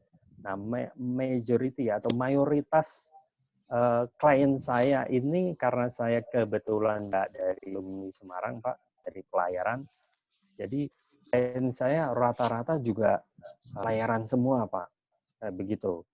Jadi boleh dibilang hampir 70% itu orang pelayaran, ya kan, termasuk keluarga kayak gitu, ya kan. Jadi kalau berbicara tentang asuransi jiwa kesehatan, Prudential sanggup cover, gitu. Bahkan ada perusahaan yang memang tidak mengcover pelaut. Nah, sejauh ini sejak saya bergabung 7 tahun di Prudential ini, Prudential mengcover untuk pelaut. Kayak gitu. Nah, untuk pertanyaan Pak Jati ya, jadi cash flow ya. Ya. Memang benar, jangankan perusahaan pelayaran, Pak, semua industri, semua ini terkena imbas, ya kan. Jadi bahkan itu orang jual buku aja nggak bisa gitu loh, jual alat tulis, alat ini untuk anak sekolah aja nggak bisa, ya kan, apalagi yang gede-gede gitu, karena ini anak sekolah juga libur, terus kita juga kondisi kayak begini, batu bara turun, minyak juga turun, ya kan, harga saham juga turun ini gitu kan. Nah, sebenarnya berbicara tentang kondisi ini, asuransi memang tidak ada pilihan lain. Di awal, di masa kita punya kemampuan, memang sebaiknya kita alokasikan, Pak. Ya kan? Pada saat belum terjadi musibah, kita sudah harus memikirkan itu. Kalau sudah ada musibah kayak gini, kalau misalkan sudah terjadi, kondisi lagi kayak begini, tidak ada cash flow misalkan, juga sulit juga. Ya kan? Untuk misalkan perusahaan yang sudah masuk, contoh misalkan di awal tahun, saya ada beberapa perusahaan gitu ya, sudah masuk di awal tahun, begitu dia terkena imbas untuk ininya, cash flow-nya, pekerjaan dia ada yang harus berhenti, ada kebijakan dari pihak asuransi itu penyesuaian premi, Pak, deferment premium, gitu kan. Itu pun dari OJK, Otoritas Jasa Keuangan, itu sudah ada aturannya. Jadi perusahaan asuransi memberikan 4 bulan penyesuaian, Pak. Jadi walaupun tidak bayar polis, itu kalau dia mengajukan itu, dia dapat penyesuaian itu. Kayak gitu. Jadi di awal sih, kembali lagi, kalau memang kita punya kemampuan, sebaiknya kita dari awal sudah budgeting, alokasikan berapa sih dalam 1 tahun ini premi yang pengennya kita spend untuk asuransi atau budget untuk spend asuransi, ya kan? Yang kira-kira tidak memberatkan perusahaan atau wajar lah. Itu berapa itu bisa dihitung, Pak. Daripada kita tidak punya pertanggungan asuransi, begitu kejadian yang tidak diinginkan terjadi, malah kita budgetnya atau cost-nya lebih tinggi daripada premi itu pasti, Pak. Kayak begitu. Ya. Ya mungkin itu yang bisa saya sharingkan mungkin Pak Doni untuk Pak Munawir sama Pak Jati. Gitu. Baik. Jawaban yang bagus sekali. Terima kasih untuk Pak Chandra Gautama. Mungkin apakah sudah menjawab Pak Jati Kusumo dan Pak Munawir? Terima kasih Pak Chandra Gautama. Ya, sama-sama Pak. Baik. Sangat menarik sekali diskusi kita berdua dari benar-benar Bapak Chandra dan Cap Chandrali. Demikian diskusi kita hari ini. Kita akan, sebelum kita tutup, kita akan foto bareng dulu, karena tadi sudah masuk ada 80 peserta di pagi hari. Kemudian kita seiring dengan waktu, kita akan foto bersama dulu sebelum kita akhiri. Mari kita akan buka kita masing-masing.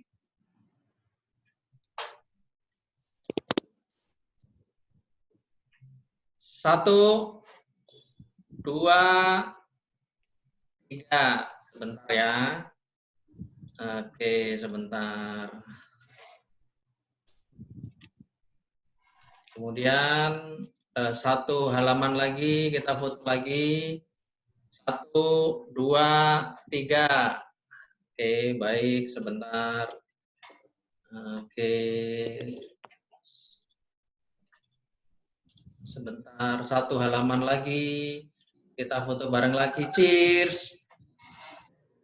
1, 2, 3. Halaman terakhir. Sebentar. Kita lihat lagi halaman. Oke, baik. Sudah habis. Kita akan closing space dulu. Bahwa saat ini sudah 12.30 lebih. Kita bersyukur. Demikianlah diskusi kita hari ini. Terima kasih banyak kepada para narasumber, terutama Bapak Chandrali dan Bapak Chandra Gautama. Terima kasih banyak kepada para peserta yang sudah hadir. Semoga paparan dan diskusi kita pada hari ini memberikan manfaat kepada kita semua dan memberi kontribusi untuk kemajuan dunia maritim tentunya.